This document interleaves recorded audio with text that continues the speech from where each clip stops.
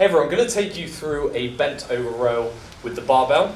This exercise, I would class it as quite advanced. If you can't do a good hip hinge or a good deadlift at the minute, I'd work on that first before even trying this exercise, because you're going to have to hold yourself in quite a difficult position. So we'll go through that first, the position you want to maintain and what muscles to actually engage to help support your lower back. Because that's one of the common problems with this exercise, is people will get shearing in the lower back. But there is a way you can avoid that completely by making sure you engage the right muscles. So first of all, you're going to want about a shoulder width stance and the ability to be able to hinge. So if you got your fingers and put them where your hips were and started pushing your bum back, you should be able to make your fingers disappear. If I just rounded and leant forward, my fingers wouldn't disappear because I'm not hinging from the hips. So bum backwards, keeping the chest slightly lifted to create a bit of an extension in the lower back. You don't want to overextend because that can cause pain. There's too much stress in the back, but you also don't want this rounding in the back as you come forward. So you don't want this lump here because now the back extensors aren't actually engaged and doing what they're supposed to. So slight hip hinge, slight extension in the back, coming down. So when you're in this position, what you want to focus on is driving heels into the floor and trying to squeeze your glutes as hard as you can. So your glutes are there to help support your lower back. So you want to make sure they are engaged doing some of the work here. And then also just bracing the core.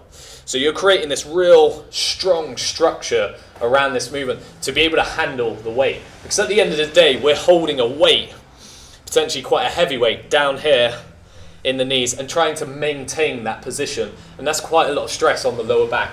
So that's what we want to think about first, making sure you are engaging those right muscles. So taking the barbell off the rack, I'll show you from the floor as well, but we want to work from top down. So barbell off the rack, feet shoulder width apart, really drilling those heels into the floor, rolling those shoulders back and down, tall posture, and then slowly hinging, not creating too much of an extension in the back. Barbell just below the knees. Now in this position here, I'm just going to imagine that I'm trying to bend the bar. So I'm always driving those elbows diagonally backwards.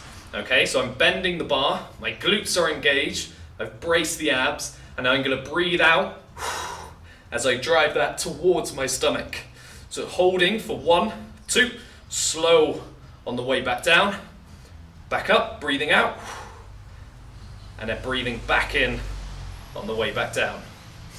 So that's essentially what you want to focus on this movement, all those key little points. Now, if you haven't got a rack to take this barbell off, you're going to be doing it off the floor. And that's why I put some Olympic plates on here, because we're going to have to deadlift it up. If you've got small plates on the bar and you're trying to pick up this weight, you might start rounding in the back if you haven't quite got the flexibility in your hips. So make sure you get some bigger plates on there so you can lift it comfortably off the floor, or try and raise it somehow like off a rack. But if you are deadlifting it off the floor first, the last thing you want to do is deadlifting it up, stopping halfway, then going into the bent over row, because it's likely you're probably not going to get such a good setup, like with the bracing of the core, tensing of the glutes. So actually deadlifting this exercise all the way up.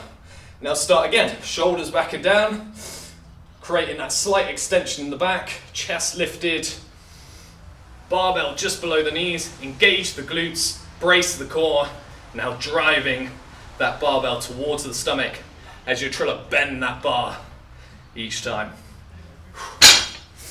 So ideally focusing on a tempo of around about 2 seconds on the way up, 1 or 2 second hold, and 3 seconds on the way down. Tends to be quite a good tempo to stick to, especially if you haven't done this exercise before. But even if you're quite advanced at this one, make sure you take those points into consideration about the glutes and about the core, especially when you're loading this bar up with, above 80 kilos. You're probably going to start feeling that in the lower back if you're not doing this properly and not thinking about those points. Hope you enjoyed this video, and yeah, stick around for the next one.